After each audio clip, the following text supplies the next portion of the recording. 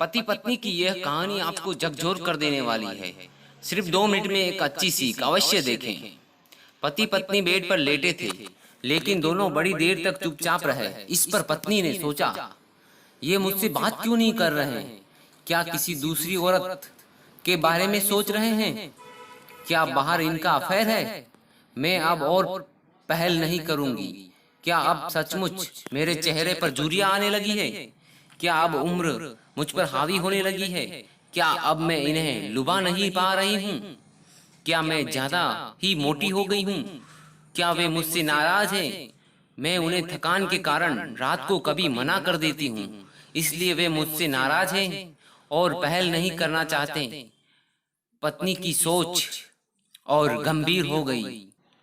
वह सोचने लगी, मुझे बच्चों को सुबह जल्दी स्कूल के लिए तैयार करना होता है और फिर घर के काम भी तो देर रात तक खत्म होते हैं, इसलिए कभी मैं इन्हें मना कर देती हूँ, लेकिन मेरी परेशानी कौन समझेगा? बस हर बात इनकी बात मानो तो ये खुश रहेंगे, वरना बात भी नहीं करेंगे।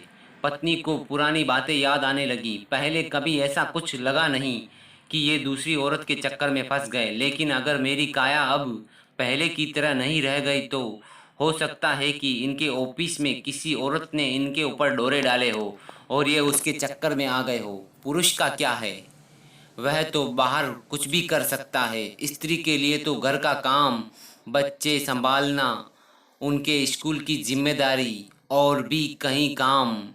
उस पर अगर रात को इन्हें मना कर दो तो एक के बाद एक ख्याल पत्नी के मन में आ रहे थे और बहुत सारी शंकाओं से उसका दिल बैठा जा रहा था। दूसरी तरफ पति सोच में डूबा था। इस धोनी को भी अकल नहीं है, आखिरी ओवर रविंद्र जडेजा को क्यों दे दिया?